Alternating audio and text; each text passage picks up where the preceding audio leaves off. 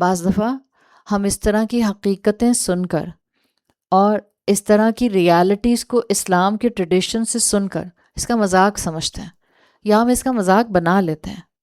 اسلام مذاق نہیں ہے. میرا اور آپ کا اس دنیا میں آنا مذاق نہیں ہے. ہمارا یہاں پر سرٹن حالات میں زندگیوں میں ہونا مذاق نہیں ہے. ہم ہر چیز کو جوک نہیں بنا سکتے.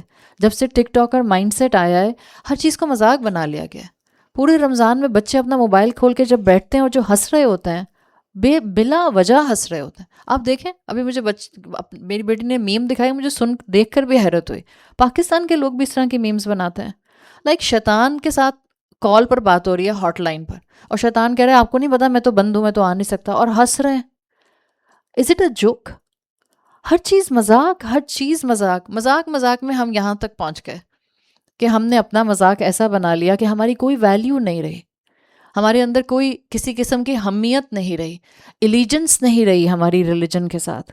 سمجھ نہیں آتا ہمیں. ہم سارے مسلمان, میجورٹی مسلمان ایک ایسی پوزیشن پر کھڑے ہیں کہ اگر آپ کو کہا جائے کہ آپ حالات کو انفر کر کے کچھ آئیڈیا لے سکتے ہیں, ہم اس قابل ہیں کہ ہم حالات کو انفر کر کے کچھ آئیڈیا لے سکیں.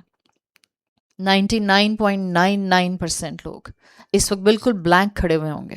دے ول سے ہمیں نہیں پتا ہم کس کا ساتھ دیں, ہمیں نہیں پتا ہم کیا بولیں ہیں, ہمیں نہیں پتا ہم کیا سوچیں, ہمیں نہیں پتا ہم کس طرح سے چیزوں کو اینالائز کریں, بیکاز ہم نے دین کا مذاق بنا دیا, ہم نے جہنم کے مذاق بنا دیا, ہم نے حوروں کا مذاق بنا دیا, ہم نے 70 حوروں کا مذاق بنا دیا, ہم نے مردوں کو ملنے والی نعمتوں کا مذاق بنا دیا. یہ نہیں دیکھا کہ وہ نعمت دینے والا کون تھا.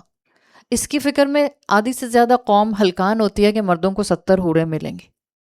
اس کی فکر میں کوئی بھی نہیں ڈرتا اور گھبراتا کہ قیامت کے دن کوئی کسی کا ساتھ نہیں دے گا.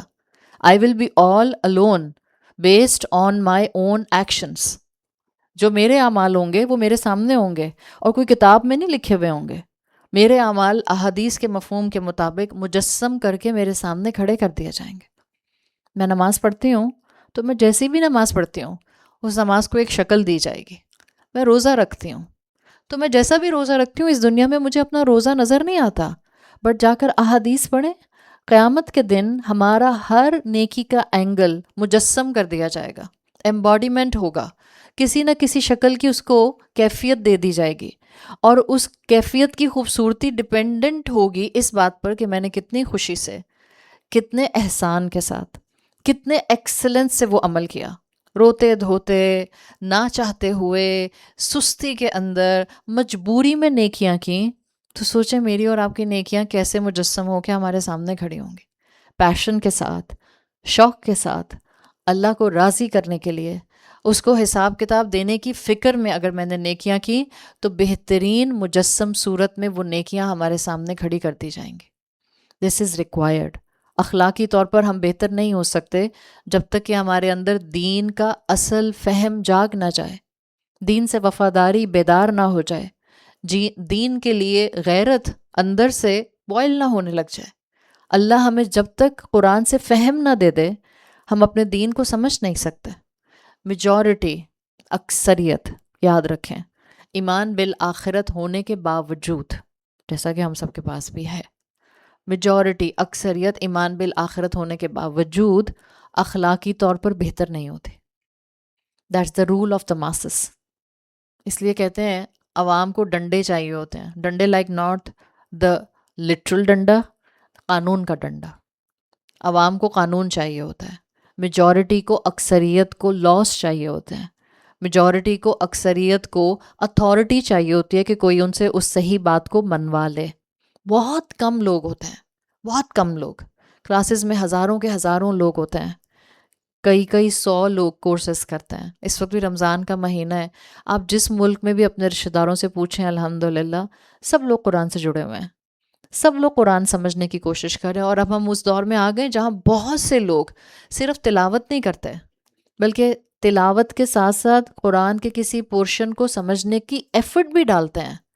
ایمان بالآخرت ہمارا بہت اچھی طرح سے ہمارے ذہنوں میں تازہ ہے, بائی پرنسپل ہمیں معلوم ہے, لیکن یاد رکھیں بہت کم لوگ ہوتے ہیں جن کے اندر سرٹنٹی ہوتی ہے, جن کے اندر یقین ہوتا ہے, جن کے اندر کنوکشن ہوتا ہے, جن کے اندر مورل گراؤنڈز قرآن کے فہم کے ساتھ ساتھ بڑھتی جاتے ہیں. جو نیکی کرتے ہیں تو کسی انسان کے لیے نہیں کرتے، جو اچھا بنتے ہیں تو تعریفوں کے لیے نہیں اچھا بنتے، جو اگر اپنی زندگی کے اندر دین کے لحاظ سے ٹرانسفارمیشن لے کر آتے ہیں تو اس لیے نہیں لے کر آتے کہ سب ان کی واہ واہ کریں گے یا سب ان کو لا کر پھولوں کے ہار پہنائیں گے. یہ صرف اور صرف اپنے آپ کو یقین اور کنوکشن کے راستے پر لے کر جاتے ہیں، اچھے کام کرتے ہیں، نیک کام کرتے ہیں، اس لیے کہ ان کو اللہ کو راضی کرنا ہوتا ہے. That's it. اور کوئی موٹیو نہیں ہوتا اور کوئی مقصد نہیں ہوتا، صرف اللہ کو راضی کرنے کے لیے یہ اچھے بنتے جاتے ہیں، بہتر بنتے جاتے ہیں، ریفائنڈ بنتے جاتے ہیں، سرٹنٹی ان میں آتی جاتی ہے، میچورٹی ان میں آتی جاتی ہے، مورالٹی ان میں آتی جاتی ہے. کہاں ہوں گے یہ لوگ؟ کس ملک سے آئیں گے؟ کہاں سے اٹھیں گے؟ ہم اسی انتظار میں رہتے ہیں. اچھا یہ کون ہوں گے ہمیں بتائیں، کس نے پیشن گوئی کیا ہے ہمیں بتا دیں، ہم بھی سن لیں، ہم بھی پڑھ لیں. کیوں ہم اور آپ نہیں ہو سکتے؟ آپ اور میں نہیں ہو سکتے؟ ہمارے اندر یہ دین کی حمیت نہیں جاگ سکتی؟ ہم دین کے لیے لائل نہیں ہو سکتے؟ اللہ آپ کو اور مجھے یہ نہیں پوچھے گا کہ تمہارے آس پاس مسلمان کیا کرتے تھے، ان کے عقیدے کیسے تھے، ان کے عقیدے درست تھے؟ اگر درست نہیں تھے تو تم ٹھیک کر کے نہیں آئی. ہمیں ہر دوسرے انسان کا عقیدہ ٹھیک کرنا ہے سوائے ایک انسان کے. وہ کون ہے؟ میں خود. میں تو ہوں ہی اتنی نیک. سیلف رائچیسنس کا دورہ مجھ میں تھوڑی کوئی خرابی ہے. قرآن پڑھتی ہوں الحمدللہ، کلاسز اٹینڈ کرتی ہوں، تسبیح پڑھتی رہتی ہوں، 5 وقت کی نمازی ہوں، روزے بھی رکھتی ہوں الحمدللہ، اور قیام اللیل بھی کرتی ہوں الحمدللہ. بس میرے آس پاس ایسے ایسے لوگ ہیں، بس کیا بتاؤں، جن کے عقیدے خراب ہیں، اور سب کے عقیدے ہم نے ٹھیک کرنے. امت بنانی ہوتی ہے نا تو بہت مرتبہ آنکھوں کو اندھا کرنا پڑتا ہے. یہ جملہ میرا یاد رکھیے گا. اگر امت اٹھے گی تو آنکھوں کو اندھا کر کے اٹھے گی. مطلب ایک دوسرے کی برائیاں مت دیکھتے رہیں، ایک دوسرے کی برائیوں کو ہائی لائٹ نہیں کرتے رہیں. امت ایسے نہیں بنتی ہے. بینڈ آف ڈفرینٹ پرسنالٹیز آپ کو صحابہ کرام میں ملتا ہے. رسول اللہ صلی اللہ علیہ وسلم کے جانے کی دیر ہوئی تھی، فتنے اٹھ گئے تھے. آپ صلی اللہ علیہ وسلم کے جانے کی دیر تھی، چاروں خلفاء موجود تھے. حضرت ابو بکر کے دور سے ہی فتنہ شروع ہو گیا تھا. حضرت عثمان کے دور پہ آ کے وہ اپنی گرفت پہ پہنچ گیا تھا، اور حضرت علی کے دور میں آ کے بہت خوفناک سپلٹ ہوا تھا. That's part of life. But امت نہیں ٹوٹی تھی، امت نہیں ٹوٹی تھی. اس چیز کو سمجھ جائیں. آپ کو اور مجھے صرف نالج نہیں گیدر کرنی، حکمت گیدر کرنی ہے. کمپوز اور کام رہنے والے مسلمان ہوتے تھے جب مشکلات آتی تھیں. یہ نہیں کہ واویلا مچا رہے ہیں، انٹالرنٹ ہو رہے ہیں. آپ کی اور میرے پاس ایمان بالآخرت ہے. یہ کوئی اللہ کی طرف سے ہی ایسی سیٹنگ ہوتی ہے. جب بھی میں کلاسز لے رہی ہوتی ہوں کوئی نہ کوئی آس پاس کے حالات ایسے ہوتے ہیں کہ آپ وہاں تک پہنچتے ہیں جس جگہ پر آپ آیت میں پلان کر کے آتے ہیں، اور آس پاس کے حالات اس سے بالکل مناسب ہوتے ہیں. بہت سے بہت دنیا بگڑی بھی تو کیا ہوگا؟ اس وقت کیا ہوگا؟ مر جائیں گے. That's it. اِنَّ إِلَىٰ رَبِّكَ الرُّجْعَىٰ. کیا پریشانی ہے؟ کیا آپس میں ایک دوسرے کو ہائپر وینٹیلیٹ کر رہے ہیں سب کے سب؟ اللہ کے ساتھ جڑنے کا وقت ہے. اس لیے میں نے شروع میں کہا تھا جب مشکلات آتی ہیں جڑ جاتے ہیں، کٹتے نہیں ہیں یا کاٹتے نہیں ہیں ایک دوسرے کو. امت بنانے کے لیے مل جاتے ہیں. باہر شیر آ جائے اور آپ اس وقت برابر میں ایک ایسی خاتون کے ساتھ بیٹھی ہیں جو آپ کو ایک آنکھ نہیں بھاتی، باہر شیر ہے، آپ انہیں کی گود میں آ جائیں گی. It's a fact. بالکل پریکٹیکل بات بتائیے. چلیں شیر اندر آنا بھی شروع ہو گیا، صحیح. آپ کے پاس کوئی اور چوائس نہیں ہے کہ آپ انہیں دونوں ایک دوسرے کو پکڑ لیں گے اور دونوں مل کر چھپنے کی کوشش کریں گے وہ پردے کے پیچھے سارے جہاں منصور صاحب کے بندے بیٹھے. جب مشکل آتی ہے اس وقت اپنی دشمنی کو تھوڑی دیر کے لیے سائڈ پہ رکھ دیتے ہیں اور مل جاتے ہیں اور مل کر دشمن کا مقابلہ کرتے ہیں. بات سمجھ آ رہی ہے؟ جب ہم اپنے آپ کو اللہ کے کلام کے ساتھ جوڑتے ہیں تو ریٹیلیشن کی طرف نہیں جاتے، حکمت کی طرف جاتے ہیں، کمپوزر کی طرف جاتے ہیں، کمپٹنس کی طرف جاتے ہیں، ایمان کی طرف جاتے ہیں، ثابت قدمی کی طرف جاتے ہیں. اللہ کا ذکر بڑھا دیں، مت کریں بیکار باتیں، نہیں کریں ڈسکشنز. آپ اور میں مسئلے سالو کرنے والی پوزیشن میں نہیں ہیں. جب بولنا ہی ہے تو اللہ کا ذکر کریں. تسبیح پکڑ لیں ہاتھ میں، کاؤنٹر لگا لیں ہاتھ میں، اور چلتے پھرتے جب سارے لوگ صرف ڈسکشنز کر رہے ہیں آپ تسبیحات کریں. یاد رکھیں ٹورڈز اینڈ آف ٹائمز جس وقت آزمائشیں اور فتنے اپنے عروج پر ہوں گی، مسلمانوں کی اصل غذا، اصل فیول ان کی تسبیحات اور اذکار ہوں گے۔ پڑھیں اللہ کا کلام، بولیں کم، سنتے رہیں چپ کر کے، اور اوپینین دینے کی ضرورت نہیں ہے۔ رسول اللہ صلی اللہ علیہ وسلم کی حدیث کا مفہوم آتا ہے سو پرٹیننٹ ٹو ٹوڈیز ٹائم۔ آپ صلی اللہ علیہ وسلم کی حدیث کے مفہوم کے مطابق آپ نے کہا تھا قرب قیامت کے قریب ہر انسان کی ایک اپنی اوپینین ہوگی اور ہر انسان صرف اپنی آواز سنے گا۔ ہم اس وقت اپنی آواز سنتے ہیں۔ کیا مطلب اپنی آواز سننے کا؟ یہ نہیں کہ آواز ریکارڈ کر کے اپنی آواز کانوں میں سن رہے ہیں، نہیں، ہر کسی کے لیے اس کی اپنی رائے سب سے زیادہ ویٹیج رکھتی ہوگی۔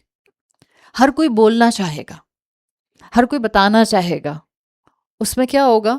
سینسیبل بات سننے سے محروم رہ جائے گا۔ That's the essence. وقت کو سمجھیں، حالات کو سمجھیں اور اللہ تعالیٰ کے دیے ہوئے نظام کو سمجھیں۔ آیت نمبر 8 ہمیں کانشیسنس، شعور آخرت کا صحیح ڈائریکشن میں دے رہی ہے۔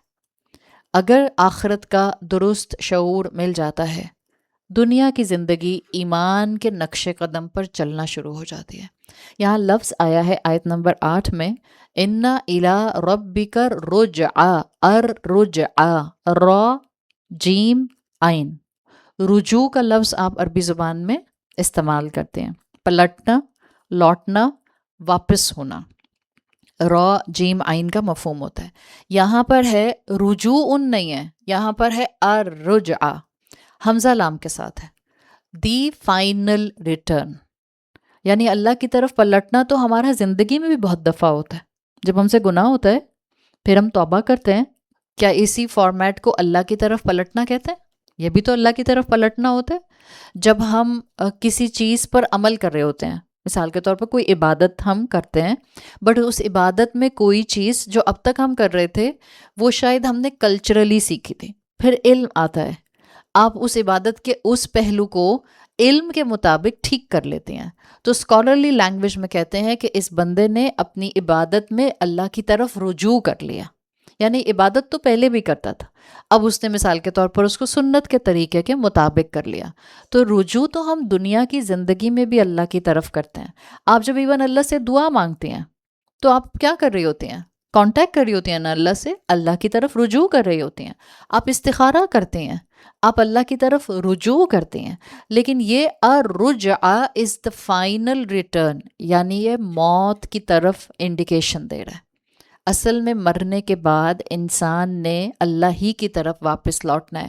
عربی زبان میں جو عربی گرامر پڑھتے ہیں، صرف سنٹیکس، اس کے حساب سے یہ جو آیت نمبر 8 ہے، اس کے جملے میں شدید ایمفسس ہے، حصر ہے اس کے اندر، اس لیے کہ انا کے بعد جو رجعہ ہے وہ مرکب ناقص جاری کے بعد لایا گیا ہے، خبر مقدم رکھی گئی ہے، تو حصر کی کیفیت ہے، ایمفسس ہے، جس کو آپ اگر اردو میں ڈیفائن کریں گی تو آیت کا ترجمہ بنے گا یقیناً لوٹنا صرف اور صرف اللہ کی طرف، اور پلٹ کے ہم کہیں نہیں جا سکتے، اور ہم کہیں بھاگ کر نہیں جا سکتے، اللہ سے اپنا منہ چھپا نہیں سکتے، اللہ سے اپنے اعمال چھپا نہیں سکتے، اللہ سے اپنے کرتوت چھپا نہیں سکتے۔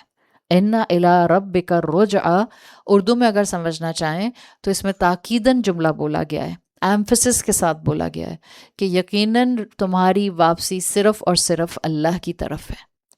قرآن کا جو ایک عام مفہوم کا اینگل ہے، یا جو ایک عام رائٹنگ کا پہلو ہے، اس میں آتا ہے زیادہ تر جب موت کے ساتھ یا حساب کتاب کے لیے اللہ کی طرف لوٹنا ہو تو فعل لاتے ہیں، ورب، یرجعون، وہ اللہ کی طرف لوٹیں گے، یا یرجعون، وہ اللہ کی طرف لوٹائے جائیں گے۔ دیٹس عام اسلوب، عام میتھڈ آف قرآنک لٹریچر، لیکن یہاں پر ڈفرینٹ آیا ہے، فعل نہیں آیا، الرجعہ یہاں اسم آیا ہے، اور جب فعل سے اسم کو ریپلیس کرتے ہیں قرآن میں یا عربی زبان میں تو مطلب ہوتا ہے یہ بہت اٹل حقیقت ہے، it's a done deal, there is no doubt in it.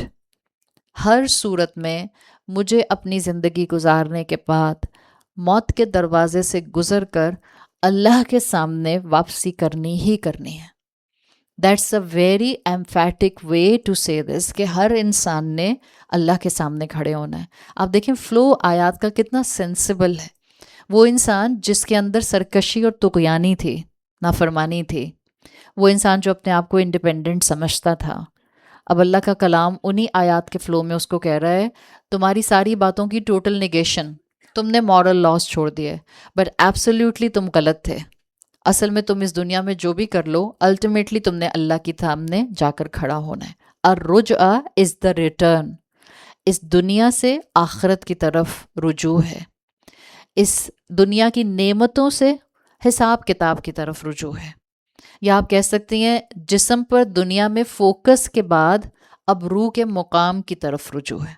Hare angle سے we have to be very prepared, اس لیے کہ اللہ تعالیٰ نے ہمیں پہلے سے ہی فور آرم کر دیا ہے کہ اپنی تیاری کر کے رکھو، موت کے دروازے سے تم نے اس طرف جانا ہے.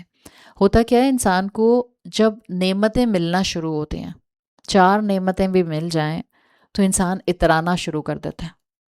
اتراتے اتراتے ناشکرے بن جاتے ہیں، اور ناشکری ان کو نافرمانی کی طرف لے جاتی ہے. اور جتنا انسان نافرمانی میں انڈلج ہوتا جاتا ہے اتنا اپنی موت کو بھول جاتا ہے. کیوں رسول اللہ صلی اللہ علیہ وسلم کہا کرتے تھے کہ اپنی موت کو دن میں کئی مرتبہ یاد کیا کرو؟ اس لیے کہ موت نعمتوں کے مزوں کو کرکرا کر دیتی ہے. اکثر و ذکر حاضم اللذات یعنی الموت. مزوں کو، تمہارے دنیا کے پلیجرز کو، جو چیز ڈسکمفرٹ میں بدل دیتی ہے اس کو کثرت سے یاد کیا کرو، یعنی موت کو. آپ سوچیں عید کی تیاریاں کرتے کرتے آپ کو ایک دم سے خیال آئے اگر میں مر گئی تو. ویکیشنز کی تیاری کرتے ہوئے آپ کو ایک دم سے خیال آئے اگر میں مر گئی تو. ہم کہتے ہیں اللہ نہ کرے، امیجیٹلی. صحیح. حالانکہ مومن کون ہوتا ہے؟ کتنا پڑھتے ہیں جو ہر وقت موت کے لیے تیار ہوتا ہے، پھر ہم کہتے ہیں نہیں اللہ تعالیٰ پلیز مجھے معاف کر دے، میں نے ابھی تیاری نہیں کی. Because we are well aware کہ واقعی ہم نے تیاری نہیں کی ہے، ابھی ہم نے اس کی طرف پلٹنے کی طرف موقع ہی نہیں نکالا، ابھی ہم نے توبہ ہی نہیں کی گناہوں پہ، ابھی بہت سے گناہ ہم نے چھوڑے ہی نہیں. ابھی تم اپنی ریفائنمنٹ کی کوشش کی دعائیں مانگ رہے ہیں، ریفائنمنٹ کے قدم تو ابھی ہم نے اٹھائے نہیں. تو اللہ تعالیٰ نے پہلے سے بتا دیا تاکہ ہم اپنی زندگی کے اندر یہ چینج لانا شروع کریں، نعمتیں اللہ سے غافل نہ کریں. ہم سب کی سب سے بڑی آزمائش یہی ہے کہ اللہ نے ہمیں نعمتوں میں رکھا ہوا ہے، اور نعمتیں بہت آسانی سے غافل کر دیتی ہیں. رسول اللہ صلی اللہ علیہ وسلم کی حدیث میں مفہوم آتا ہے کہ جو انسان اللہ کو اپنی نعمتوں میں یاد رکھتا ہے، خوشیوں میں یاد رکھتا ہے، خوشحالی میں یاد رکھتا ہے، اللہ اس کے غم اور مشکل میں اس کو تنہا نہیں چھوڑتا. اب سوچیں، ہمیں اللہ یاد آتا ہے جب ہم پر غم پڑتا ہے، ہمیں اللہ یاد آتا ہے جب نعمت چھن جاتی ہے، ہمیں اللہ یاد آتا ہے جب زندگی آنسو آنسو رلاتی ہے، تب ہمیں اللہ یاد آتا ہے. اللہ کے رسول نے تو الٹا کہا. اللہ کے رسول کہہ رہے ہیں خوشحالی میں اللہ کو یاد رکھو، تمہارے غم میں تمہارا رب تم کو بھولے گا نہیں. یعنی وہ تمہارے غم میں تم کو ہمت کے ساتھ ایمان پر ثابت قدم رکھے گا، اور تمہارا غم تمہارے لیے ہلکا کر دے گا. انسان کتنا بھی اس دنیا میں اللہ سے غافل ہو جائے، کتنا بھی 4 نعمتیں اس کو دین سے دور کر دیں، اٹل حقیقت یہ ہے کہ اس کی زندگی لمیٹڈ ہے، اور اس نے اپنے انجام کو فیس کرنا ہے، موت کو فیس کرنا ہے، اور اللہ کو حساب کتاب دینا ہے. سو illusion آف ہیومن بینگ یا illusion آف دس دنیا آیت نمبر 8 توڑ رہی ہے. شعور دے رہی ہے موت کا، تیاری کرا رہی ہے وقت سے پہلے موت کی، شعور دے رہی ہے کہ ہم اس دنیا کو ایسے گزاریں کہ ہم موت کی تیاری کریں، مرنے کے بعد کی زندگی کی تیاری کریں. دیکھیں دنیا کے لیے کہتے ہیں، ایک کتاب میں نے ایک دفعہ پڑھا تھا، عربی میں پڑھا تھا، اردو میں بول رہی ہوں. اسکالر نے لکھا تھا دنیا ایک مسکراتی ہوئی آزمائش. کون سی مسکراہٹ ہے یہ؟ آپ کو خوش کرنے والی یا تنزیہ؟ تنزیہ. دنیا ایک مسکراتی ہوئی آزمائش ہے. اگر یہ دل کو غافل کر دے تو دھوکا، اور اگر یہ دل کو بیدار کر دے تو ذریعہ. سمجھ آئے؟ یہی دنیا ہے. جب آپ اس دنیا کو امتحان کے طور پر لیتے ہیں تو آپ اس دنیا کے بہت سے مشکل کے پہلوؤں سے اپنی حقیقت پہچان لیتے ہیں، آپ کا دل بیدار ہو جاتا ہے، اور پھر آپ اللہ کی طرف رجوع کر لیتے ہیں. ایسے میں یہی دنیا آپ کے لیے ذریعہ بن جاتی ہے. اللہ کی طرف پلٹنے کا۔ اب یہی دنیا مسکراتی ہوئی آزمائش ہے، یہ آپ کے سامنے نعمتیں تھرو کرتی ہے، آپ ان نعمتوں میں انڈلج ہو جاتے ہیں، ان نعمتوں میں انڈلج ہو کر آپ کا دل غافل ہو جاتا ہے جس مقصد کے لیے آپ کو اس دنیا میں بھیجا گیا تھا، تو اب یہ دنیا آپ کے لیے دھوکہ بن جاتی ہے۔ سو یہ مسکراتی ہوئی آزمائش کی شکل آپ کے سامنے آ رہی ہے۔ اسکالرز کہتے ہیں کہ دنیا کا امتحان ایسا مشکل ہے اور اتنا ڈھکا چھپا ہے، ڈیلوژنل ہے، کہ میجورٹی لوگ اس کو پہچان نہیں پاتے اور رجعہ کو بھول جاتے ہیں، اس لیے کہ دنیا کا مزاج کیا ہے؟ دنیا عارضی کو دائمی بنا کر دکھاتی ہے، جو ٹیمپرری ہے اس کو فار ایور کا فیس لگا دیتی ہے۔ ہمارے پیسے، ہمارے ایسٹس، ہماری خوشیاں، ہمارے گھر، ہمارے وارڈروبس، ہمارے جولری، آپ کے جتنے بھی سٹاک ہیں، آپ کی ریئل اسٹیٹ ہے، آپ کے زندگی گزارنے کے جو بھی ایکٹیویٹیز کے ڈفرینٹ ڈائنامکس ہیں، دنیا ان سب کو دائمی بنا دیتی ہے، جیسے انہوں نے کبھی ختم ہی نہیں ہونا، حالانکہ یہ سب کیا ہیں؟ عارضی ہیں۔ پھر اسکالرس کہتے ہیں دنیا رجعہ سے کیسے آپ کو غافل کرتی ہے، خواہش کو مقصد بنا کر دکھاتی ہے، خواہش کو مقصد بنا کر دکھاتی ہے۔ بس مجھے چاہیے، بس میری زندگی کا مقصد ہے مجھے یہ والا فون مل جائے، مجھے یہ والی گاڑی مل جائے، مجھے یہ والا گھر مل جائے، مجھے یہاں ویکیشنز پر جانا ہے، مجھے اس یونیورسٹی میں جانا ہے، مجھے اس جگہ جانا ہے۔ دس از دا وے جس میں نظر آ رہا ہے کہ دنیا اصل میں خواہش کو ہمارے لیے مقصد بنا کر پریزنٹ کرتے ہیں۔ ایک اور دنیا کا دھوکہ جو اسکالرز بتاتے ہیں، یہ دنیا کی نعمتوں کو امتحان کی بجائے انعام بنا کر دکھاتے ہیں۔ میں ہوں ہی اتنی اچھی کہ اللہ تعالیٰ نے الحمدللہ اتنا اچھا خاندان دیا۔ دنیا کی نعمتوں کو، یہ دنیا اپنی نعمتوں کو امتحان کی بجائے انعام بنا کر دکھاتے ہیں۔ ہمیں اپنی نعمتیں انعام لگتی ہیں نا، ایسے لگتا ہے ہم ڈیزرو کرتے ہیں، ایسے لگتا ہے یہ ہمارا کریڈٹ ہے، ایسے لگتا ہے کہ اوکے آبویسلی میرا پوٹینشیل اتنا ہے کہ میں جو ہوں وہ باجی ہوں اور سامنے کام کرنے والی ماسی ہے، میرا پوٹینشیل ہی اتنا ہے، میرا لینیج ہی ایسا ہے، میری فیملی بیک گراؤنڈ ہی ایسی ہے، میرے کریڈینشیلز ہی ایسے ہیں۔ یہ ہے دنیا کا امتحان کو انعام بنا کر دکھانا۔ کانسٹنٹلی دنیا انسان کو غافل کرتی ہے۔ رسول اللہ صلی اللہ علیہ وسلم کی حدیث آتی ہے، آپ صلی اللہ علیہ وسلم نے فرمایا صحیح مسلم میں، ان الدنیا حلوۃ خادرۃ، دنیا سرسبز ہے اور میٹھی ہے، وَإِنَّ اللَّهَ مُسْتَخْلِفَكُمْ فِيهَا، اللہ نے تم کو اس میں خلیفہ بنایا ہے، بٹ اللہ نے ہمیں خلیفہ بنا کر ایک جو اختیار دیا ہے وہ لمیٹڈ ہے یا ان لمیٹڈ ہے؟ اللہ نے تم کو یہاں خلیفہ بنایا ہے اور کچھ تھوڑا سا اختیار دیا ہے، فَيَنْظُرُوا كَيْفَ تَعْمَلُونَ، تاکہ وہ دیکھے کہ تم کیسے عمل کرتے ہو۔ فَاتَّقُوا الدُّنْيَا، دنیا سے بچ کے رہنا، یہ تمہیں ٹریپ کر لے گی۔ آپ صلی اللہ علیہ وسلم کی جامعہ ترمذی میں حدیث آتی ہے، آپ نے فرمایا تھا لو کانت الدنیا تعدل عند اللہ جناح بعوضہ ما سقا کافرا منها شربۃ ماء، اگر اللہ کی نظر میں اس دنیا کی ویلیو مچھر کے پر کے برابر بھی ہوتی تو اللہ کافر کو ایک گھونٹ پانی کا نہ دیتا۔ سارے مسلمانوں کے دل کو ٹھنڈک پہنچانے والی حدیث ہے، جا کر اس کے الفاظ پر غور کریں۔ اگر اللہ کی نظر میں دنیا کی ویلیو مچھر کے پر کے برابر ہوتی، یعنی دنیا کی ویلیو مچھر کے پر کے برابر بھی نہیں ہے۔ آپ نے کبھی مچھر کا پر دیکھا ہے؟ نظر ہی نہیں آ سکتا، اس لیے کہ جب مچھر آپ کے پاس آ کے بیٹھتا ہے تو اس کا پر وائبریٹ کرتا رہتا ہے، نیکڈ آئی سے نہیں نظر آ سکتا، کانسٹنٹ وائبریشن ہوتی ہے، and a very sharp vibration. اللہ تعالیٰ کہہ رہے ہیں اللہ کی نظر میں اس دنیا کی حقیقت مچھر کے پر کے برابر بھی نہیں، اتنی بھی ویلیو نہیں ہے۔ اگر ہوتی تو اللہ کافر کو ایک گھونٹ نہ دیتا۔ ہم کہتے ہیں کافر اتنے ترقی کر رہے ہیں، اتنے فلرش کر رہے ہیں، ان کے موسم اتنے اچھے ہیں، بعض لوگ کہتے ہیں لو پاکستان میں تو گرمی شروع ہوگی، ادھر تو برف پڑ رہی، ان کو اتنے سکون۔ بعض خواتین ہوتی ہیں جن کو بیچاروں کو بھاگ بھاگ کے ایستھیٹک کلینکس جانا ہوتا ہے، کہتی ہیں باہر کے ملکوں میں دیکھو بغیر ایستھیٹک کلینک کے کیسی حشاش بشاش سکن ہے۔ کافر ہیں مگر اللہ نے کتنی نعمتیں دی ہیں۔ آپ اس حدیث کو یاد کر لیا کریں، کیوں دی اللہ نے یہ والی نعمتیں ان کو؟ اس لیے کہ ان کا امتحان الگ ہے اور ہمارا امتحان الگ ہے۔ اگر کسی کے دل میں نعوذ باللہ یہ خیال آتا ہے تو پھر کافر اچھے، دنیا تو ملی ہوئی ہے، یہ صرف اور صرف شیطان کا دھوکہ ہے. کتنے دن کی دنیا ہے؟ وہ شخص جس نے زندگی میں صرف اور صرف لگژری دیکھی ہوگی، کبھی رویا نہیں ہوگا، کبھی پریشانی نہیں فیس کی ہوگی، کبھی کوئی غم نہیں آیا ہوگا، کبھی اس کی زندگی کے اندر کوئی ٹرموائل، کوئی ہنڈرنس، کوئی رکاوٹ، کوئی سٹریس، کچھ نہیں آیا ہوگا. اسی طرح سے زندگی گزاری اور اسی طرح سے موت آ گئی. اس کو جہنم کی ایک ڈبکی دی جائے گی، جسٹ ون ڈپ. اور ایک ڈپ کے بعد اس کو نکال کر اس سے پوچھا جائے گا کیا تم نے اپنی زندگی میں کبھی کوئی آرام دیکھا؟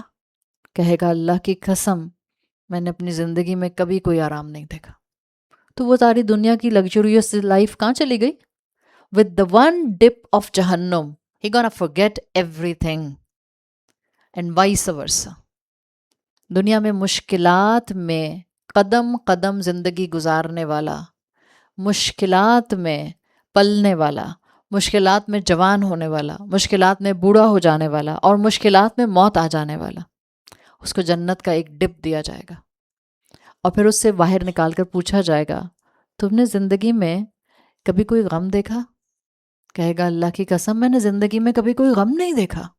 جسٹ ون ڈپ آف جنہ ہی گونا forget every trial, every trial. ہم کہتے ہیں یہاں پر اچھے لوگوں کے ساتھ برا کیوں ہوتا رہتا ہے؟ کیوں برے لوگ پستے رہتے ہیں؟ کیوں برے لوگ کیوں اچھے لوگ پستے رہتے ہیں؟ کیوں اچھے لوگ ڈور میٹ بن جاتے ہیں؟ کیوں اچھے لوگوں کو لوگ دھوکہ دیتے ہیں؟ ہم حدیثوں کو ریلیٹ کیوں نہیں کرتے زندگی کے ساتھ؟ ہم دو الگ الگ ڈائریکشنز میں کیوں چل رہے ہیں؟ ہم علم کو ایک طرف رکھتے ہیں اور دنیا کو سمجھنے کے لیے اپنے دماغ کو دوسری طرف رکھتے ہیں. سورۃ العلق پکار رہی ہے اپنے ایمان کے ساتھ اپنے عقل اور دماغ کو اٹیچ کر دیں، ایک ہی طرح سوچنا شروع کریں، قرآن جیسا سوچیں، احادیث جیسا سوچیں. آپ شکوے شکایتوں سے اوپر اٹھ جائیں گے. You gonna raise the bar of your deeds. آپ نیکیوں میں اوپر اٹھ رہیں گی. آپ کو پرابلم نہیں لگے گی اس دنیا میں جینا. مشکلات آئیں گی بٹ آپ کو گرائیں گی نہیں. مشکلات آئیں گی لیکن آپ کے کوپنگ میکانزم کو اسٹرانگ رکھیں گی بیکاز آپ کا اینکر قرآن ہوگا، حدیث ہوگی. ان دونوں کو مرج کریں. ہر بات ہر ایک سے پوچھنے کی ضرورت نہیں ہوتی. جو قرآن کے راستے پر آ جاتے ہیں اللہ ان کے اندر فرقان لگا دیتا ہے، اندر سے آواز آتی ہے. You just have to stay quiet. اپنی کوائٹنس کے لمحات کو بڑھا دیں. بیٹھی رہیں جائے نماز پر جب ٹائم ہے اور کوئی اور کام نہیں ہے. ظہر کی نماز تھوڑی جلدی شروع کرتے ہیں. وہاں سے گھر سے نکلنے سے پہلے ضروری تھوڑی ہے بالکل آخری وقت پر السلام علیکم کہہ کے جوتے پہن کے بھاگ کے گاڑی میں. Don't do like this. اپنی ٹائم مینجمنٹ کریں. جب ظہر کی نماز کا وقت شروع ہو جاتا ہے بیٹھ جائیں جائے نماز پر، ظہر کی نماز پڑھیں اور تھوڑا وقت وہاں بیٹھ جائیں آنکھیں بند کر کے، دعا مانگیں. دعا بھی مانگ لی، غور و فکر کریں. آپ چند دن کی یہ پریکٹس کریں پھر آپ دیکھیں اللہ کیسے آپ کے دل کے اوپر چیزوں کو القاء کرنا شروع کرتا ہے، کیسے آپ کے اوپر اللہ تعالیٰ کلیرٹیز کو بھیجنا شروع کرتا ہے. یہ ہر انسان کو نصیب ہو سکتی ہے. It has nothing to do with the فرشتہ. اس کے لیے فرشتہ نہیں آتا. اللہ دل میں الہام کرتا ہے. جب ہی رسول اللہ صلی اللہ علیہ وسلم نے کہا تھا استفتی قلبک، دل سے پوچھو. ہاں شرط یہ ہے کہ دل تقوی سے بھرپور ہو، ایمان سے بھرپور ہو، روح زندہ ہو، لولی لنگڑی نہ ہو. تو اللہ تعالیٰ نے اپنے رسول صلی اللہ علیہ وسلم کے ذریعے بتا دیا کہ دنیا کانسٹنٹلی دھوکہ دیتی ہے اور دھوکہ دے کر نہ صرف اللہ کے سامنے آپ کو استغنا کا شکار کرتی ہے، موت سے غافل کر دیتی ہے، بھلا دیتی ہے ایک دن میں نے مر جانا ہے. کیا ہوگی میری دولت اور کیا ہوگا میرا دنیاوی مقام اور کیا ہوگا میرا دنیاوی وجاہت کا معاملہ. ایک ملک الموت کی جھلک نظر آنے کی دیر. ایک دفعہ ملک الموت نظر آ جائے پھر ہٹتا نہیں ہے سامنے سے جب تک کہ ہماری آنکھیں بند نہیں کر دیتا. دنیا کی نعمتوں کو رائٹ ڈائریکشن میں استعمال کرنے کی توفیق مانگے اللہ سے. اللہ ان نعمتوں کے ساتھ مجھے فرما بردار کرتے ہیں. آپ دیکھیں گی آپ کے پاس جو ہوگا آپ راضی ہوں گی. آپ دوسروں کی نعمت پر آنکھیں لمبی نہیں کریں گی. آپ کے پاس جو ہوگا آپ کو سکون دے گا. آپ کے پاس جو ہوگا اس میں برکت ہوگی. آپ کے اندر اصل کیفیت خوشی ہوگی جو آج میجورٹی لوگوں کے پاس نہیں ہے. ایک افراتفری ہے لوگوں کے اندر اس لیے کہ موت کو بھولے ہوئے ہیں.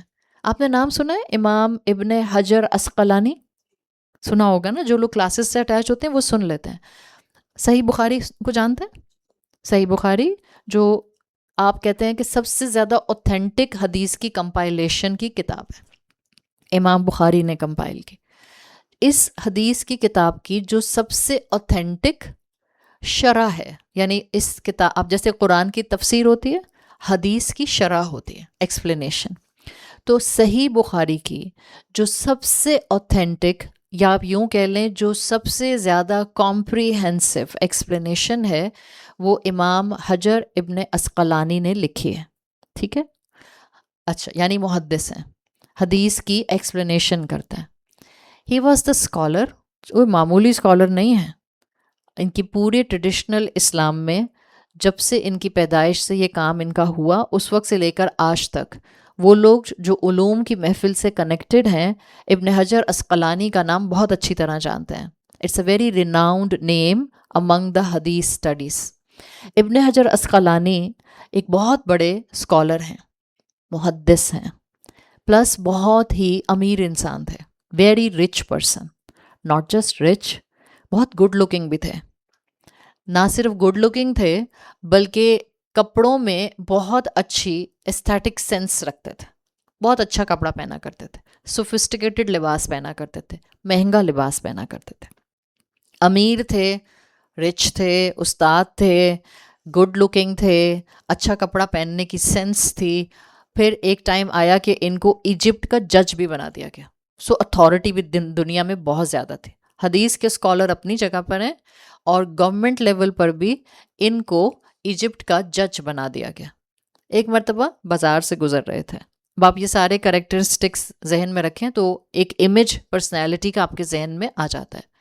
بہترین مومن مسلمان، بٹ سائملٹینیسلی دنیا کا حسنہ بھی اللہ تعالیٰ نے بہترین نوازا ہوا ہے. بازار سے گزر رہے تھے. جب بازار سے گزر رہے تھے تو ایک شخص نے روکا، یا شیخ، اور روک کر کہا، آپ کے رسول نے ایک حدیث کہی ہے، الدنیا سجن المؤمن و جنت الکافر. دنیا مومن کے لیے قید خانہ ہے اور کافر کے لیے جنت ہے.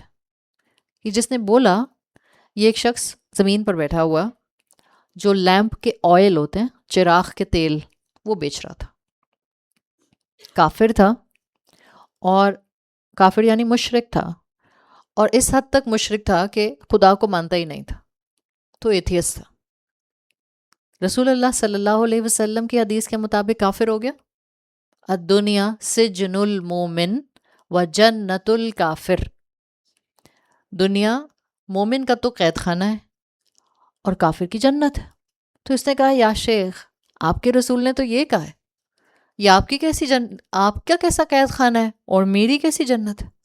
میں بیٹھا تیل بیچ رہا ہوں زمین پہ، اور آپ اتنے بڑے حاکم ہیں اور اتنے ایفلوئنٹ کلاس سے تعلق رکھتے ہیں، مجھے تو کہیں سے بھی آپ کا قید خانہ نظر نہیں آ رہا. سوچیں آپ ہوتی تو کیا جواب دیتے؟ پھنس گئے نا. آپ کہتے ہیں ہاں کہہ تو صحیح رہا ہے. اس لیے کہ ہم سوچتے کم ہیں، بولتے زیادہ ہیں. امام ابن حجر عسقلانی نے اس کو مسکرا کر دیکھا اور اس سے کہا، جتنا مجھے اپنے رب کے راستے پر چلتے ہوئے اپنی موت کے بعد اپنے رب سے انعام ملنے کی توقع ہے، اس کے مقابلے میں یہ جو دنیا میں ملا یہ تو قید خانہ ہی لگتا ہے. ہمارے دماغوں میں ایسا سوال کا جواب آتا نہیں. ہم آئیں بائیں شائیں کرنے لگ جاتے ہیں. ہم کہتے ہیں اصل میں میں کل بتاؤں گی. پھر ہم اس کو فون گھماتے، اس کو فون گھماتے، اس کو فون گھماتے، اس سے کہتے تم بتا دو مجھے پلیز اس کا کیا جواب دوں. کتنا سینسیبل جواب دیا. علم جب آپ کی شخصیت کا حصہ بن جاتا ہے، آپ کو فتووں کی تلاش نہیں رہتی. علم جب آپ کی شخصیت میں، آپ کے شب و روز میں، آپ کی ایکٹیویٹیز میں نظر آتا ہے، پھر آپ جا جا کر لوگوں سے نہیں پوچھتے. سینسیبل بات کی. انہوں نے کہا جو مجھے آخرت میں ملنے والا ہے، جس کی مجھے اپنے رب سے توقع ہے، جس کے لیے میں دنیا میں اسٹرگل کر رہا ہوں، اس سب کے مقابلے میں، ان جنت کی نعمتوں کے مقابلے میں یہ دنیا تو قید خانہ ہے. اور رہا سوال تمہارا وہ جنت الکافر، تو جو اللہ تعالیٰ نے کفر کرنے والوں کا انجام اپنی کتاب میں اور اپنے رسول صلی اللہ علیہ وسلم کے ذریعے بتایا ہے، جتنا سخت اللہ تعالیٰ نے سزاؤں کا معاملہ الیبوریٹ فارم میں بتایا ہے، اس سب کے مقابلے میں تم اس وقت بیٹا جنت میں ہی ہو. See what a sensible academic reply. یہ والے مسلمان ریکوائرڈ، جذباتی نہیں، سمجھدار. یہ شخص جو آئل بیچ رہا تھا، جو خدا کو مانتا نہیں تھا، وہیں بیٹھے بیٹھے رونا شروع ہو گیا. اتنا زیادہ اس کو امام ابن حجر عسقلانی کی بات سمجھ آئی کہ اس نے کہا میں مسلمان ہونا چاہتا ہوں. اور پھر اس شخص نے کلمہ شہادت پڑھا اور مسلمان ہو گیا. مسلمانوں کی زبان سے الفاظ ایسے نکلتے تھے. کوئی مسلمان کرنے کے لیے اس کے پیچھے پیچھے نہیں پڑتے تھے، آؤ میں تمہیں تبلیغ کروں، اور اس کے بعد تبلیغ کرے جا رہے ہیں اور خود ہلکان ہو رہے ہیں. پھر کہتے ہیں آج کل کے لوگ بہت ڈھیٹ ہیں، سنتے نہیں ہیں، سمجھتے نہیں ہیں، سن کر سن ہو گئے ہیں. نہیں، ہمیں بتانے کا طریقہ نہیں آتا. ہم نے خود بتانے والے نے اپنے ذات کے اندر علم کو اپنی ذات کا حصہ نہیں بنایا ہوا. میجورٹی آج کل ہم سب کا یہی حال ہے. جب یہ ہوتا ہے تو پھر زبانوں میں اثر نہیں رہتا. پھر اللہ کا کلام سر کے اوپر سے گزر رہا ہوتا ہے. پھر اللہ کا کلام بہت کم کانوں کے ذریعے دل میں اترتا ہے. ہاں، کانوں سے اندر ضرور جاتا ہے، مگر وہ عقل میں جاتا ہے. ادھر فلٹر 1، فلٹر 2، فلٹر 3، فلٹر 4 سے گزرتا ہے، دوسرے کان سے باہر نکل جاتا ہے. That's the problem. مسلمان اپنی آخرت پر فوکسڈ ہوتے تھے. جو انسان اپنی دنیا کی زندگی گزارتا ہی موت اور موت کے بعد کی زندگی کی تیاری کے لیے ہے، اس کو موت سے ڈر لگے گا؟ اس کو نہیں ڈر لگے گا. جب اس دنیا میں ہم رک کر زندگیاں گزار رہے ہیں، ہر خواہش پر ہم بریک لگا رہے ہیں، ہر دوسری خواہش پر بریک لگانی پڑتی ہے. کیوں؟ اس لیے کہ ہر دوسری خواہش ہمیں کبھی اللہ کی نافرمانی کی طرف لے کر جا رہی ہوتی ہے. ہر تیسرا دن ہمیں کسی بڑی آزمائش سے گزرنا پڑتا ہے، لیکن ہم اللہ کی بات کو سمجھ کر سن کر اس آزمائش سے نکلنے کے لیے ناجائز قدم نہیں اٹھاتے. تو ایسا انسان تو موت کی تیاری کر کے بیٹھا ہے، وہ تو انتظار کر رہا ہے. اس کے لیے موت ایک دروازہ ہے. کس چیز کا؟ پرسکون زندگی کا، جہاں کسی آزمائش کے اوپر اس کو پھر اس کے بعد رونا نہیں ہوگا، جہاں کسی خواہش پر اس کو صبر نہیں کرنا ہوگا، پھر خواہشات کی تکمیل ہوگی. دنیا میں کر لی نا اتنی ڈیلیڈ گریٹیفیکیشن. دنیا میں ڈیلیڈ گریٹیفیکیشن کرنے والے موت کے بعد جنت کے انعام دیے جائیں گے. جس نے آج خود کو ہولڈ کر کے رکھا just for the sake of his رب، میں اپنی خواہش کو لگام ڈالوں اس لیے کہ میں نے اپنے رب کے سامنے اسی منہ کے ساتھ پہنچنا ہے. جس نے آج اپنی خواہشات کو روکا ہے وہ مرنے سے نہیں ڈرتا. ایک ہوتا ہے موت کے وقت کا یا مرنے کے پروسیس سے گزرنے کا خوف. یہ نیچرل ہے، اس لیے کہ موت کے ساتھ سختیاں ہیں، موت کے ساتھ بے ہوشیاں ہیں. اللہ کے رسول نے خود کہا ہے کہ دعا مانگا کرو اللہ تمہیں سکرات الموت سے محفوظ رکھے. موت کے جو پینگز ہیں، جو پینگز آف ڈیتھس ہیں، اس سے اللہ کی حفاظت میں آیا کرو. ایک ہوتا ہے موت کے پروسیس سے گزرنے کا ڈر، یہ نیچرل ہے. لیکن ایک ہوتا ہے مرنے سے ڈرنا. دنیا چلی جائے گی، میری دنیا کی خوشیاں چلی جائیں گی، نعمتیں چلی جائیں گی، یہ مومن کو نہیں ہوتا. اگر آپ کو یہ خیال آ رہا ہے کہ مرنے سے تو مجھے ڈر لگتا ہے، اگر وہ مرنے سے ڈر لگنے والا موت کے پروسیس کا ہے تو وہ نارمل ہے، کوئی غلطی بات نہیں ہے. آپ بالکل ٹھیک ہیں، آپ عین مومن ہیں، آپ عین اللہ کے رسول صلی اللہ علیہ وسلم کے پیٹرن پر ہیں. لیکن دنیا چھوڑنے کا جو ڈر ہے وہ مومن کو نہیں ہوتا. وہ کہتے ہیں میں تیار ہوں، اللہ تعالیٰ جب چاہے مجھے اپنے پاس بلا لے. ہاں، اللہ کے رسول صلی اللہ علیہ وسلم نے ہمیں سکھایا ہے اللہ سے خیر مانگو. جو اللہ نے تمہارے اوپر ذمہ داریاں ڈالی ہیں اللہ سے مانگو کہ اللہ مجھے ان کو مکمل کر کے اپنے پاس بلانا، تاکہ میں اپنی زندگی کی ذمہ داریوں کو احسن طریقے سے مکمل کر لوں. ہم آزمائش نہیں مانگتے، ہم موت نہیں مانگتے. منع کیا ہے ہمیں تو ہمارے دین نے، موت نہیں مانگو. بعض لوگوں کے اوپر مشکلات آتی ہیں، وہ کہتے ہیں دل کرتا ہے اللہ سے موت مانگ لوں. نہیں، منع کیا ہے اللہ کے رسول صلی اللہ علیہ وسلم نے. جیسے خودکشی سے منع کیا ہے، ایسے ہی موت کی تمنا سے منع کیا ہے. موت کی تمنا بہت ہے نا، تو پھر دعا کیا کرتے اس کے ساتھ کپل کر دیں. موت کی جگہ کہیں اللہ مجھے شہادت کی موت نصیب فرما. دیٹس این سنت، دیٹس این صحابہ کا عمل، دیٹس این اسلام. موت کی تمنا کی بجائے شہادت کی تمنا کیا کریں. اللہ مجھے شہادت والی موت نصیب فرمائے. یقین رکھیں تمنا ہوگی. بستر پر بھی موت آئی نا تو رسول اللہ صلی اللہ علیہ وسلم کے حدیث کے مفہوم کے مطابق شہادت کے کسی لیول کا درجہ ضرور مل جائے گا. تمنا جو تھی، خواہش جو تھی، تو رجوع اللہ جتنا انسان اللہ کی طرف کرنے کے لیے اللہ سے حسن ظن پر رہتا ہے، انسان اتنا اپنی موت کو مصیبت نہیں سمجھتا، دنیا کو کانشیس ہو کر گزارتا ہے، اپنے اخلاقی قوانین پر عمل کرنے کی کوشش کرتا ہے اور موت کے لیے تیاری کرتا ہے. سورۃ النساء میں اللہ تعالیٰ فرماتے ہیں اینما تکونوا یدرککم الموت ولو کنتم فی بروج مشیدہ. تم جہاں کہیں بھی ہوگے، چاہے تم فورٹیفائڈ پیلسز میں اپنے آپ کو بند کر لو، جب موت کا وقت آئے گا وہ تم کو آ پکڑے گی. صحت مند لوگ چلے جاتے ہیں، بہترین نعمتوں میں آسائشوں میں رہنے والے لوگ چلے جاتے ہیں. جو وقت موت کا ہے اسی وقت پر موت آتی ہے.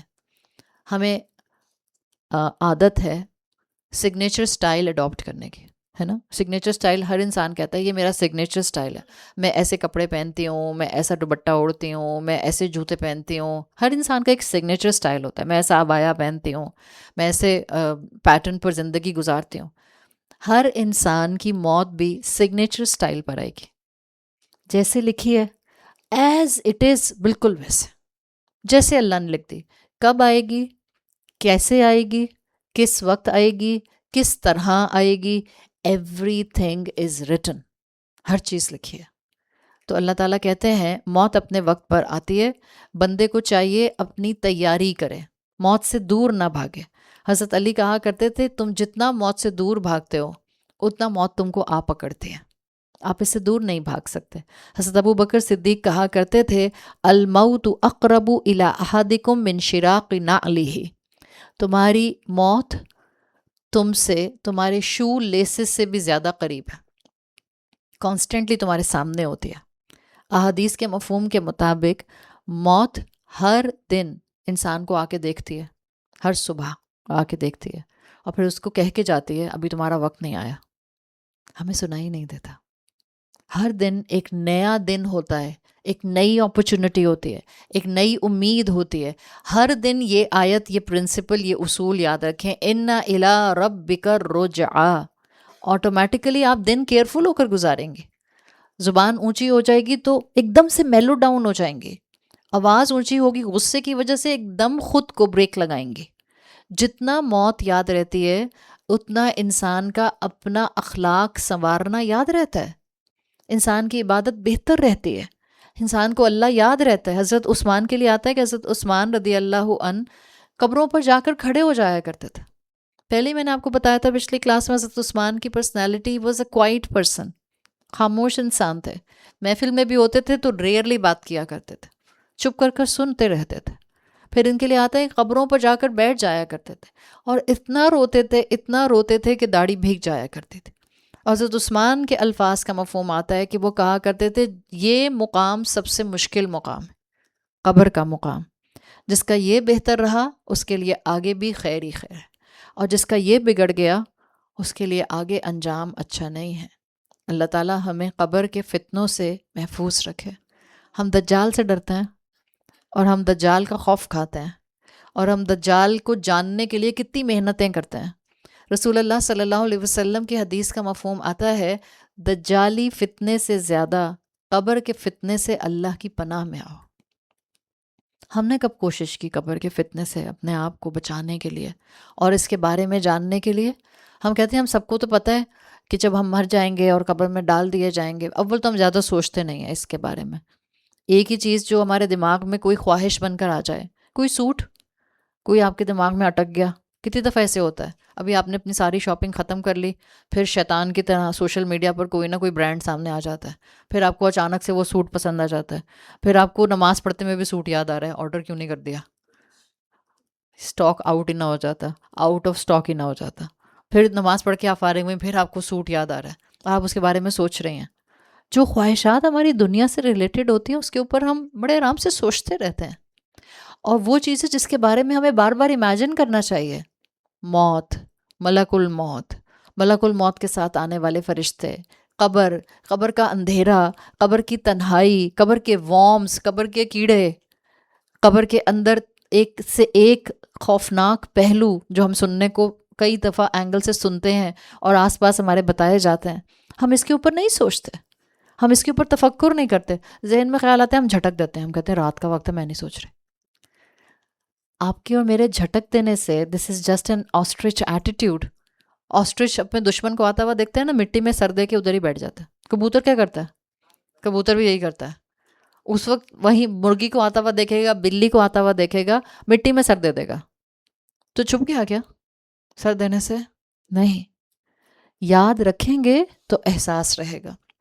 موت کا احساس رکھنا ہوتا ہے تاکہ انسان کا دن بہتر ہو جائے۔ آخرت، انا الی ربک الرجعہ کے اندر اسکالرس کہتے ہیں آخرت کیوں ضروری ہے؟ موت کے بعد سب ختم ہو جاتا تو بہتر ہوتا، تو وہ 3 دلائل دیتے ہیں اس کے لیے کہ آخرت کیوں ہونی چاہیے، یا آخرت کی ریکوائرمنٹ اس دنیا کے امتحان کے ساتھ کیوں رکھی گئی ہے۔ ایک اس کی وہ دلیل دیتے ہیں جس کو آپ کہتی ہیں انر سینس، فطری دلیل، جس کو آپ کہتی ہیں نیچرل ریزن۔ فطری دلیل یہ ہے کہ آخرت ہونی چاہیے اس لیے کہ جب ایک سینسیبل انسان کسی ظالم کو دیکھتا ہے اور وہ دیکھتا ہے کہ ظالم ظلم کرنے سے رک نہیں رہا، کانسٹنٹلی ظلم کر رہا ہے، اور مظلوم پستا جا رہا ہے، پستا جا رہا ہے، ظالم ظلم کرتے کرتے ختم ہو جاتا ہے اور مظلوم ظلم سہتے سہتے ختم ہو جاتا ہے، تو پھر آبزرو کرنے والے کو خیال آتا ہے کہ دنیا کی کہانی ایسے ہی تو نہیں ختم ہو جانی چاہیے۔ انصاف کا تقاضا ہے کہ ان دونوں کے درمیان میں جسٹس کرایا جائے، ظالم کو سزا ملے اور مظلوم کو سیٹسفیکشن ملے۔ مظلوم کو انعام نہیں چاہیے ہوتا، مظلوم کو سیٹسفیکشن چاہیے ہوتی ہے۔ اگر خدا نخواستہ کسی نے آپ کے اوپر ظلم کیا ہو، ظلم باقاعدہ، تو اس کے بعد آپ کا مزاج یہ نہیں ہوگا کہ اس کو سزا ملے اور مجھے انعام ملے۔ مظلوم کے لیے اتنا کافی ہوتا ہے کہ ظالم کو سزا مل جائے، یہ اس کا انعام ہوتا ہے، یہ اس کی سیٹسفیکشن ہوتی ہے۔ تو ایک فطری انداز ہے آخرت کیوں ضروری ہے، جتنا اس دنیا کے اندر نا انصافی اور ظلم کا معاملہ ہے، اس پر انصاف دلانے کے لیے ضروری ہے کہ ایک آخرت کا دن ہوتا۔ جب بھی اللہ تعالیٰ نے اپنے آپ کو مالکی یوم الدین کہا ہے، اللہ بدلے کے دن کا مالک ہے، اللہ اس دن ہر معاملے کو حساب کتاب کے ساتھ کر دے گا۔ تو آپ کہہ سکتی ہیں آخرت کا ہونا از اے ویری فطری دلیل، اٹس انر سینس۔ ہر سینسیبل انسان اس نتیجے پر آ سکتا ہے کہ ایک زندگی اس دنیا کے بعد کی زندگی میں ہونی چاہیے جہاں پر ہر چیز ٹھیک 50% بالکل پراپر انصاف کے ساتھ کر دی جائے۔ دوسری دلیل دی جاتی ہے سائیکولوجیکل فریمنگ، جس کو آپ کہہ سکتی ہیں نفسیاتی دلیل۔ سائیکولوجیکل فریمنگ یہ ہے کہ دیکھیں، اگر اس دنیا کی زندگی میں یہ احساس بار بار دلایا جائے کہ آپ نے اکاؤنٹیبلٹی شو کرنی ہے، حساب دینا ہے، تو آپ کا رویہ درست ہو جاتا ہے۔ ابھی میں آپ کو اگر یہاں اناؤنس کروں، کس انسان کو آپ عزت والا اور روب والا اور مقام والا انسان سمجھتے ہیں؟ چلیں ابھی آپ کو آ کر ٹیم اناؤنس کرے کہ آپ لوگ ادھر ہی بیٹھے رہیں، 5 منٹ کے لیے آپ کے ساتھ صدر پاکستان خطاب کریں گے، سب سیدھے ہو کے بیٹھ جائیں گے۔ اچھا اٹھ کے چلے جائیں، واہ بڑی بات ہے، سوچ لیں، برے پھنسیں گے اگر سچ مچ ایسا ہو گیا تو۔ اچھا صحیح ہے، یہ اب گلوبل جا رہی ہیں آپ، محتاط رہیں تو بہتر ہے، میں کچھ ریپیٹ نہیں کر رہی۔ صحیح۔ دیکھیں ہوتا کیا ہے کہ بچوں کے ساتھ کیا ہوتا ہے، جب کلاس روم میں بچے بریک ٹائم ہوتا ہے، ٹیچر چلے جاتے ہیں، پھر جیسے ہی کلاس میں ٹیچر آتے ہیں بچے ایک دم سے ذرا بیگ میں سمیٹ رہے ہیں، سیدھے ہو کے بیٹھ رہے ہیں، ایسے ہوتا ہے۔ یا سب کولیگز آپس میں آفس میں باتیں کر رہے ہیں، اور جنرلی سی ای او صاحب جو ہیں آفس کے وہ نہیں آتے ہیں، بٹ اچانک سے آ کر آپ کو گارڈ بتاتا ہے کہ سی ای او صاحب آ رہے ہیں، سب اپنے اپنے کیوبیکلز میں جا کر بالکل پرفیکٹلی سیٹ ہو کر بیٹھ جاتے ہیں۔ جب آپ کو یہ کہا جائے کہ اس وقت آپ سب کھانا کھائیں اور اس مطلب روزے کے علاوہ آپ سے کہا جائے کہ آپ کے لیے دعوت ہے، انویٹیشن ہے، بفے لگا ہے، کھانا کھائیں، اور آپ سب لوگوں کو بہت بھوک لگ رہی ہے، آپ سب لوگ کھانا کھانا شروع ہو جاتے ہیں. اب آپ کے پاس ایک خاتون آتی ہیں اور آپ کے فیس پر کیمرہ آن کر کے ویڈیو بنانا شروع کر دیتے ہیں. کھانا کھاتے کھاتے آپ رک جائیں گی یا نہیں رکیں گی؟ ایک دم. شادیوں میں پہلے زمانے میں کیا ہوتا تھا، وہ پرانے زمانے میں ہمارے بچپن میں ہوتا تھا، ادھر کھانا آپ شروع کرتے تھے، ادھر فوٹو جو کیمرہ مین ہوتا تھا وہ ویڈیو بنانے آ جاتا تھا آپ کی، اور آپ کو لگتا تھا ایک پنچ مارو اس کو، بیکاز یہ کیوں میری اس ویڈیو بنا رہا ہے. جب آپ کو پتا ہو کہ آپ ایک ایسی جگہ پر ہیں جہاں پر ہر طرف سی سی ٹی وی لگے ہوئے ہیں، تو آپ کیئرفل ہوتے ہیں. Extra ordinary. آپ کسی ڈپارٹمنٹل اسٹور میں جاتے ہیں اور آپ کو پتا ہوتا ہے یہاں سی سی ٹی وی لگے ہیں، بٹ وہ آئلس میں گھومتے ہوئے اگر وہاں کا اسٹاف آپ کے پیچھے پیچھے آتا ہے، آپ کو بہت برا لگتا ہے. آپ کہتے ہیں what is their problem, C C T V لگے تو ہمیں کیوں میرے پیچھے پیچھے پیچھے پیچھے آ رہے ہیں. سو ہوتا کیا ہے کہ اچھا ان کا کیا مزاج ہے، وہ آپ کے پیچھے پیچھے کیوں اپنا بندہ بھیجتے ہیں تاکہ آپ الرٹ ہو جائیں کہ ہمارا بندہ آپ کو دیکھ رہا ہے، تو آپ کوئی ہینکی پینکی کرنے کی کوشش نہ کریں. جب سائیکولوجیکل فریمنگ یہ ہے کہ جب ایک انسان کو یہ بار بار احساس دلایا جاتا ہے کہ اسے کوئی سن رہا ہے، اسے کوئی دیکھ رہا ہے، وہ جو کر رہا ہے وہ ریکارڈ ہو رہا ہے، وہ لکھا جا رہا ہے، ایک دن وہ اس کے سامنے پریزنٹ کیا جائے گا، اور پریزنٹ بھی ایسے کیا جائے گا کہ اقرا کتابک، خود ہی پڑھنا ہوگا کہ میں نے کیا کیا کیا، تو پھر سائیکولوجیکلی انسان محتاط ہو جاتا ہے. سو آخرت کا آنا انسانوں کی اس دنیا کی زندگی کو بہتر گزارنے کے کانسیپٹ میں بیسٹ فریمنگ ہے. سائیکولوجیکلی الرٹ پر زندگی گزارتا ہے، اس کے اندر ایک احساس رہتا ہے، وہ انسانیت کے لیول پر رہتا ہے، ظلم کرنے سے ڈرتا ہے، تنہائی میں گناہ کرنے سے ڈرتا ہے، خواہشات کو بے لگام استعمال کرنے سے ڈرتا ہے، بے انصافی کرنے سے ڈرتا ہے. اس کا مطلب ہے جو انسان ظالم ہے، جو بے انصاف ہے، جو خواہشات کو لگام نہیں لگا رہا، اس کا نفسیات ڈسٹربڈ ہے، سائیکولوجیکلی ویک انسان ہے، سائیکولوجیکلی اپنے آپ میں اتنی اسٹرینتھ نہیں رکھتا کہ تنہائی میں گناہ نہ کرے، سائیکولوجیکلی اتنی اسٹرینتھ نہیں رکھتا کہ ظالم پوزیشن والا ہوتے ہوئے ظلم نہ کرے، سائیکولوجیکلی اتنی اسٹرینتھ نہیں رکھتا کہ اپنے آپ کو انصاف پر قائم رکھ سکے. سو آخرت ضروری ہے، اس لیے کہ جب آپ اپنے اندر اکاؤنٹیبلٹی کا احساس لے آتے ہیں تو آپ کے اعمال بہتر ہونے لگ جاتے ہیں. تیسری ریزن اسکالرز دیتے ہیں ایگزسٹینشیل میننگ، اور وہ کہتے ہیں کہ اگر یہ انسان سوچے کہ زندگی موت پر ختم ہے تو پھر زندگی کا مقصد تو بہت ہی ویگ ہے. اگر مرنے کے بعد دوبارہ نہیں اٹھنا تو پھر اس دنیا کی زندگی میں تو کچھ ہے ہی نہیں، تسلسل کیسے آئے گا؟ آپ دیکھیں وہ لوگ جو صرف اور صرف ایگنوسٹکس ہوتے ہیں، لا خدا ہوتے ہیں، اللہ کو نہیں مانتے، آخرت کو نہیں مانتے، جب ان کی زندگی میں کوئی مشکل آتی ہے it hit them like a trauma. جب ان کا کوئی اپنا چلا جاتا ہے it's a lifetime detachment. ہمیں کسی اپنے کے جانے پر صبر کس بیسس پر آتا ہے؟ That soon we gonna be together. اور ہم دعا دیتے ہیں ایک دوسرے کو اللہ ہمیں اچھے مقام پر اکٹھا کرے. ایک امید ہوتی ہے. آپ اس ماں کا سوچیں جس کا بچہ چلا گیا، آپ اس بیوی کا سوچیں جس کا شوہر چلا گیا، آپ اس شوہر کا سوچیں جس کی بیوی چلی گئی اور دونوں ایک دوسرے سے بہت محبت کرتے تھے، آپ اس انسان کا سوچیں جس کے ماں باپ چلے گئے اور اس کو لگتا ہے کہ اب جیسے وہ یتیم ہو گیا. ماں باپ کسی بھی عمر کے حصے میں جاتے ہیں، چاہے آپ 40 سال کی بھی ہو جائیں، تب بھی آپ کو لگتا ہے آپ یتیم ہو گئے، مگر آپ کے اندر صبر کی کیفیت کیسے آتی ہے؟ ایگزسٹینشیل میننگ آپ اپنے آپ کو بار بار بتاتے ہیں انشاءاللہ ایک دن ہم اللہ کے بنائے ہوئے بہترین مقام پر اکٹھے ہو جائیں گے. اس سے انسان میں صبر آتا ہے، اس سے انسان میں کنٹینٹمنٹ آتی ہے، اس سے انسان کے اندر حوصلہ آتا ہے، جینے کی امید آتی ہے. Existential meaning. اگر اس دنیا میں ہم نے سب نے مرنے کے بعد نہ اٹھنا ہو تو پتہ ہے ہم کیسے ہوں؟ ہم سب اپنی مرضی کریں، میرا جو دل چاہے میں کروں. اگر میرا جو دل چاہے میں کروں، جسٹ تھنک اباؤٹ اٹ. آپ ہیں، آپ کی پرسنالٹی ہے، کبھی بیٹھ کے سوچئے گا، آپ ہی ہیں، آپ کی پرسنالٹی، آپ کی شخصیت کی کریکٹرسٹکس، آپ کی عادات، آپ کو کیا اچھا لگتا ہے، آپ کو کیا برا لگتا ہے. آپ سوچیں اگر میں ایسی زندگی گزاروں جس میں میں وہ ہر کام کروں جو میں کرنا چاہتی ہوں، what kind of a life it will be. اگر ہم اس طرح کی زندگی گزاریں نا، انالیسس کیے ہیں اس کے اوپر ریسرچرز نے، وہ کہتے ہیں انسان اکیلا رہ جائے، کسی دوسرے انسان کے ساتھ رہ نہ سکے، کسی دوسرے انسان کے ساتھ نہ رہ سکے، even not with your parents. جب آپ ینگ ہوتے ہیں تو پیرنٹس اچھے نہیں لگتے، اس لیے کہ وہ آپ کو بات بات پر روک رہے ہوتے ہیں. ابھی ہم نے پچھلے دنوں بات کی تھی، وہ تربیت کر رہے ہوتے ہیں، اور جو تربیت کر رہا ہوتا ہے بہت انوائنگ لگتا ہے. جب آپ جوان ہوتے ہیں ماں باپ اچھے نہیں لگتے.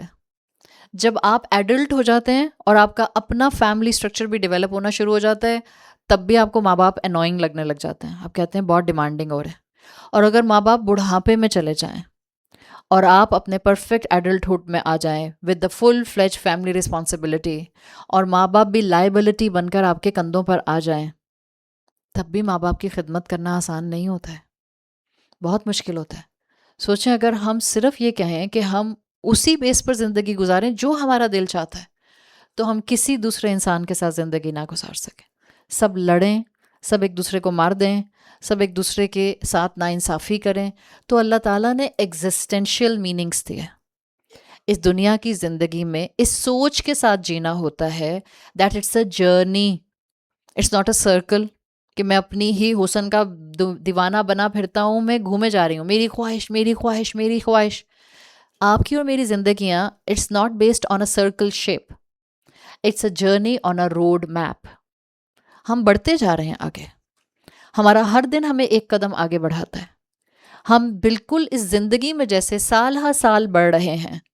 ہم اس دنیا کی زندگی کے دروازے سے باہر نکلیں گے، موت کو ایکسپیرینس کریں گے، پھر بھی ہم اپنے سفر میں آگے جاری رہیں گے. قبر کی زندگی شروع ہو جائے گی، برزخ کی زندگی شروع ہو جائے گی. وہاں بھی سٹینڈ سٹل نہیں ہوگا. اللہ تعالیٰ وہاں پر ہمیں وقتی طور کے لیے سلائیں گے، پھر سور پھونکا جائے گا، پھر جرنی سٹارٹ ہو جائے گا. جس جگہ کو، جس اپوائنٹڈ جگہ کو پن پوائنٹ کر دیا جائے گا، سب انسان اس کی طرف چلنا شروع کر دیں گے. فردر جرنی، کھڑے ہو کر انتظار کریں گے جب تک کہ اللہ کا حکم نہیں آ جائے گا کہ حساب کتاب شروع کیا جائے. فردر جرنی، مختلف لوگوں کا مختلف بریکٹس کے اندر حساب ہوگا.